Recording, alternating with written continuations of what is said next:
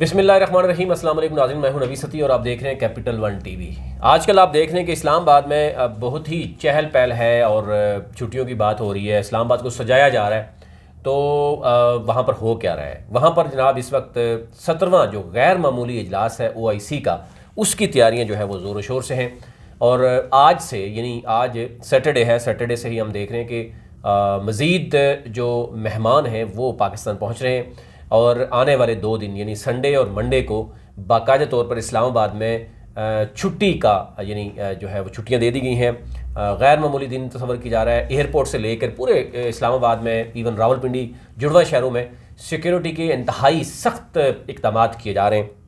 اس کی ریزن یہی ہے کہ OIC کا جو اجلاس ہو رہا ہے وہ تقریباً 40 سال کے بعد پاکستان میں ہو رہا ہے، اور کل ہم دیکھ رہے ہیں کہ مطلب امریکہ، چین، روس، برطانیہ، فرانس، جرمنی اور جاپان کے جو مہمان ہیں وہ بھی اس میں شریک ہو رہے ہیں۔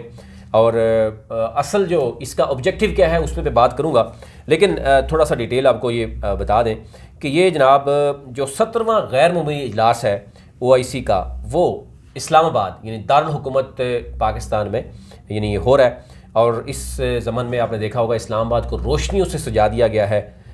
جو مختلف ممالک کے ایون مندوبین ہیں وہ ان کو استقبال کیا جا رہا ہے۔ ان کو استقبال کرنے کے لیے جو آبجیکٹیو اس میں دیکھا گیا ہے، ابھی تک جو اوورال ہم نے دیکھا کہ 90 جو مختلف ممالک کے مندوبین ہیں وہ پاکستان میں پہنچ چکے ہیں، اور مزید جیسے میں نے بتایا کہ امریکہ، چین، رشیا، برطانیہ، فرانس، جرمنی، جاپان سے بھی کچھ مہمان جو ہے وہ پاکستان میں آ رہے ہیں۔ اس حوالے سے غیر معمولی جو ہے وہ انتظامات بھی اس حوالے سے کیے جا رہے ہیں۔ اس کی ریزن ہے کہ پاکستان میں جب بھی کوئی اس طرح کا ایونٹ ہوتا ہے اس کو انٹرنیشنلی ایک تو بہت زیادہ سراہا بھی جاتا ہے، اور دوسری طرف کچھ ایسے ممالک ضرور ہیں پاکستان کے جو کے خلاف جو ہمیشہ کوشش کرتے ہیں، سازش کرتے ہیں۔ ایک تو یہ ہے کہ اس میں جو بہت ہی اہم ایجنڈا ہے وہ آپ کے سامنے رکھ دیتے ہیں کہ افغانستان میں جو اس وقت صورتحال ہے اس پر بات جو ہے وہ کی جا رہی ہے۔ اور اس میں اوورال میں آپ کو بتاؤں تو افغانستان کے $2 ارب فوری ملنے سے جو حالات ہیں وہ کہا جا رہا ہے بہتر ہو رہے ہیں۔ اور اس کا جو ایجنڈا ہے یعنی سب سے اہم جو ایجنڈا ہے وہ افغانستان کا امن ہے۔ افغانستان کی جو صورتحال ہے وہاں سے امریکن کی انخلاء کے بعد اس کے اوپر اگر ہم دیکھیں تو سب سے اہم جو اگر ہم دیکھیں اس کا آبجیکٹیو جو ہے وہ یہی ہے، اور تمام ممالک اس پہ سر جوڑیں گے، اور یہی اس میں کوشش کی جائے گی کہ افغانستان میں امن کو برقرار بھی رکھا جائے، اور ساتھ ساتھ افغانستان میں اس وقت جو انسانی ہمدردی کے تحت جو ہے وہ اس کی مدد بھی کی جائے، کیونکہ جو اوورال آپ نے دیکھا ہوگا کہ $9.5 ملین کے اثاثے جو ہیں وہ افغانستان گورنمنٹ کے وہ منجمد ہیں، اور وہ سارا کا سارا آپ کو پتہ ہے کہ دار و مدار ہی اس کے اوپر ہے۔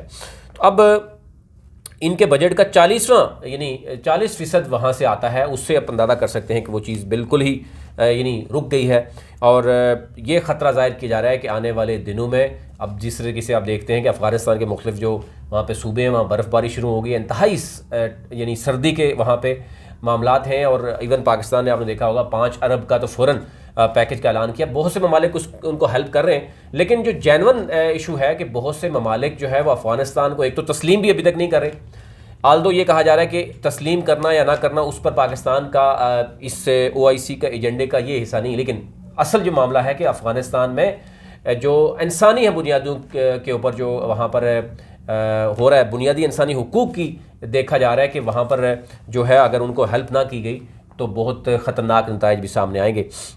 اب اس میں 2-3 چیزیں ہیں وہ میں آپ کے سامنے رکھتا ہوں۔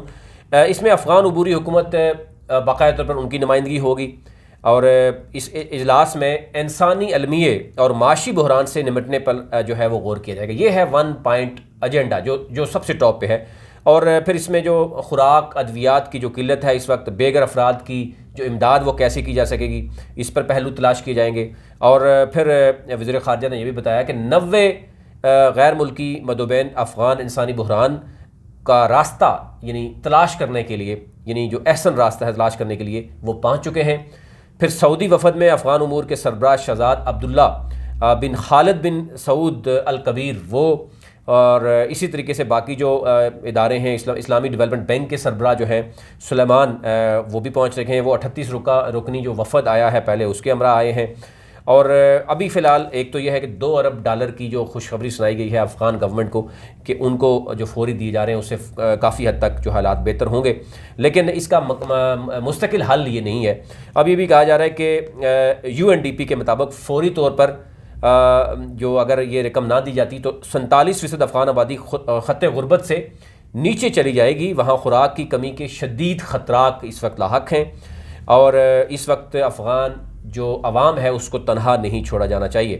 فوری امداد کی جائے ورنہ 20 برس کی محنت مزید ضائع ہو جائے گی. یعنی 20 سال تک جو ایک طرف دعویٰ کی جا رہا ہے امریکہ کی جانب سے کہ جناب ہم نے دہشت گردی کا خاتمہ کیا اور ہم نے جنگ جیتی ہے، تو تیسری طرف اگر وہ یہ کرتے ہیں کہ جناب $9.5 ملین ان کے اثاثے منجمد کر کے ان کے ساتھ زیادتی ہوتی ہے، تو ڈیفینیٹلی اس پہ کیا جائے. اب دیکھنا یہ ہوگا کہ اس کا جو مشترکہ اعلامیہ سامنے آئے گا، یہ یعنی کل اور پرسوں کا دن بہت ہی اہم ہوگا. اس میں مزید اگر چیزیں آپ کے سامنے رکھوں گی، اس وقت جو OIC کانفرنس میں شرکت کے لیے مختلف ممالک جو ہیں ان کے وزراء خارجہ سمیت اہم شخصیات کی اسلام آباد میں آمد کا سلسلہ جو ہے وہ جاری ہے.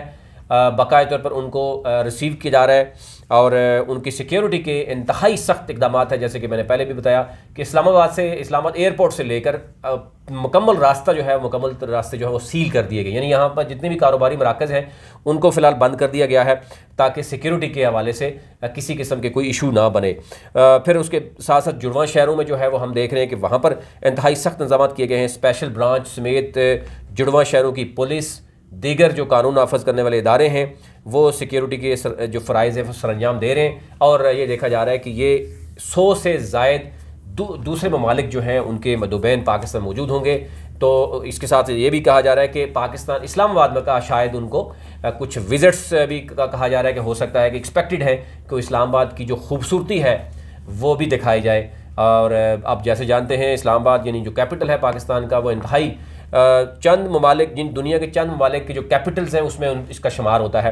تو یہ بھی کہا جا رہا ہے کہ جو آپ نے دیکھا ہوگا چند دن قبل سے ہی مختلف شاہراہیں جو ہیں وہاں پر رات کے وقت آپ کو لائٹنگ نظر آتی ہے.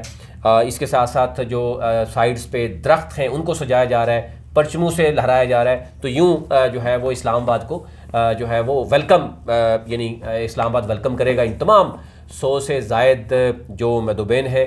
اور ان کے بعد ظاہر ہے کہا جا رہا ہے کہ ان کو کچھ ایریاز کا وزٹ بھی کروایا جائے گا. اسلام آباد میں آپ نے دیکھا ہوگا بہت سے جو شوقین ہیں، یعنی کھیل کے ہم دیکھیں کچھ میدان جو ہے باقاعدہ طور پر ان کو گراؤنڈز کو بند کر دیا گیا. ٹریل 3 ٹریل 5 تمام جو 6 ٹریلز ہیں ان کو بند کر دیا گیا ہے فی الحال. اور یہ کہا جا رہا ہے کہ اوپر جو سائیڈ ایریاز میں جو جتنی بھی نقل و حرکت تھی، یہ بزنس تھے، مراکز تھے، ان کو بھی بند کر دیا ہے. یہ اوورال صورتحال تھی، وہ آپ تک رکھنی تھی.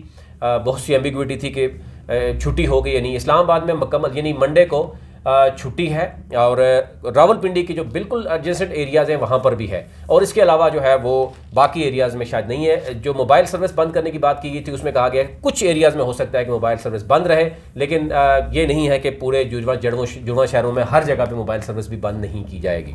ابھی تک اتنا ہی.